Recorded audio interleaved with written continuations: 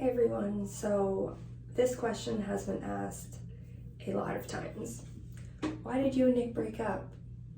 Why did he leave? Did you make him leave? Did he leave on his own? So I'm going to answer these questions the best that I can. There are certain things, and I know that you guys are not entitled to know any of this at all, but some of you guys have been following me for a very long time.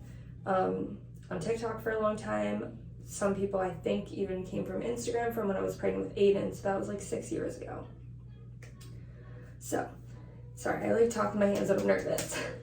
Anyway, so there are certain things that I can't tell you guys because of reasons. And there's certain things that I don't feel comfortable putting on social media about the whole situation.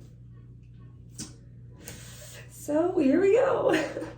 Also, this lighting is like really bad, but it's the only semi-quiet room in my house, which is the bathroom. I'm sure other moms can relate to that. And I'm also sick. So anyways, back to the whole thing. So me and Nick, we've had a weird relationship, I guess you could call it, since we have met each other. It's never been normal. It's never ever been a normal relationship, and that's what I think like a lot of the problem is because it was just toxic from the beginning. I was 18 turning 19, I think, and it just was a very awkward, not normal relationship from the beginning, and I got pregnant super, super quickly with Austin. No one's fault but our own. So there's just been so much in these last 11 years, because Austin's 10, so I was pregnant with him for 9 months. So like 11 years, it's literally been 11 years, and we were not together this whole entire 11 years either. It was always on and off, but I will say for the last 6 years, we were living together though. Well, the last 5 years, we were living together the whole entire time. Because when I was pregnant with Aiden, Aiden was about 3 months old and we had split up again. This time when we split up, Nick, and again, I don't want to talk so badly about him because we're both not perfect. I never cheated at all in this 11 years, even when we weren't together. That's just not my type of thing. I'm not focusing on that. I literally never want to be with anybody So anyways, I found out that he was cheating on me.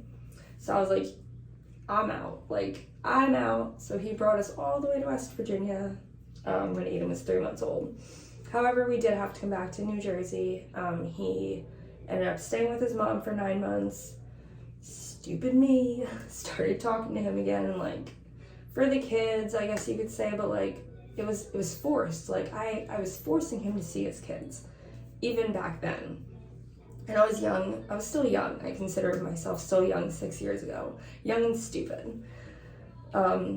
Very stupid, because then I ended up getting pregnant with Aslan. And then he moved back here. And I'm not going to get emotional because like I do that enough already. So anyway, I ended up getting pregnant with Aslan. Things were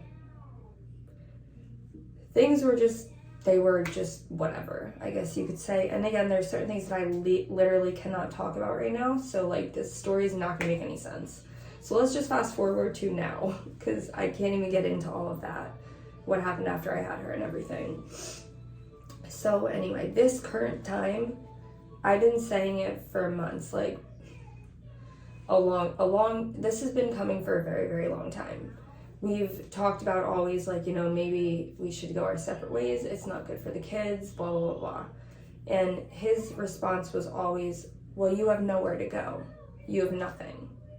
Yes, I know that I have nothing, because stupid me again listened to you for the last 11 years and I was never able to work. I was never able to do anything.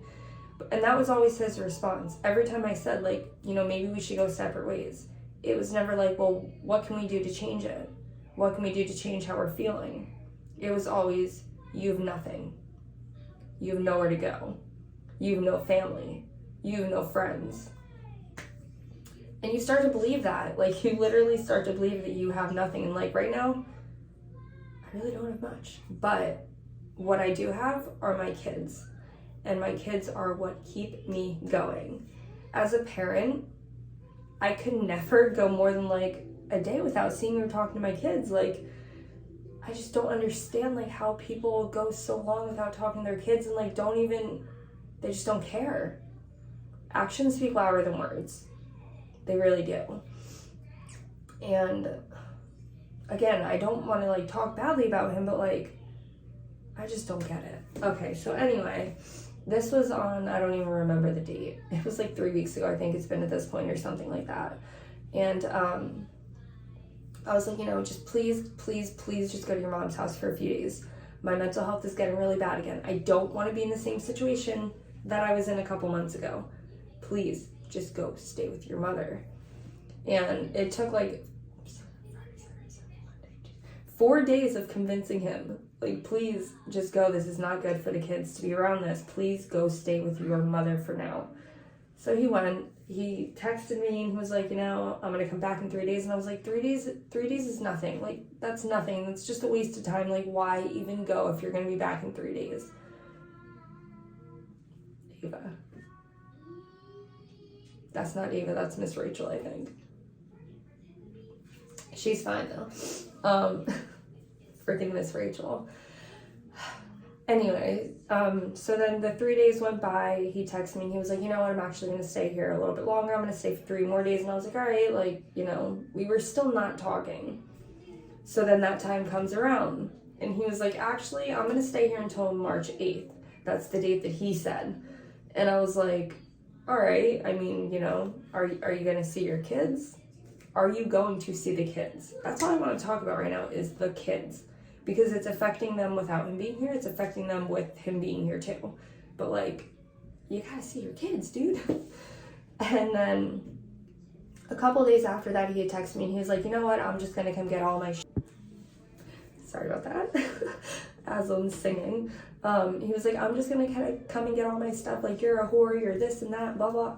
I am not talking to nobody. I'm literally focusing on my freaking self and literally living minute by minute right now because I'm just so confused. And so he came and got all of his stuff, and that's kind of where we're at. Like, there's a lot going on, but I think this was for the best. So, the saying like, oh, we stay together for the kids, we're staying together for the kids. Don't stay for the kids. Don't do it. The reason I'm saying that is because Nick's side of it is his parents got a divorce. So he grew up with divorced parents. I grew up with toxic parents. I grew up with parents that should have gotten a divorce. I grew up with parents that should not have been living together. So both sides of it suck, but I'm not saying my situation was worse than his, but my situation was a lot worse than his. And I wished that my parents got a divorce. I wish that they did. And the time that my mom did leave my dad for 4 years, that was the happiest. She still had issues. Sorry, Mom. But that was the happiest. Oh my God, I hate my life. So that was, no, I know, I'm just kidding. So that was the happiest that I ever seen my mother. So you just gotta do your best and do what you think is right. And this is just a mess. And that's all I can really say right now. But everything's gonna be okay, I think. I really think everything is going to be fine. So if you made it through this video of me rambling, moving my hands way too much, and just talking, thank you. Thank you. Are you kidding me?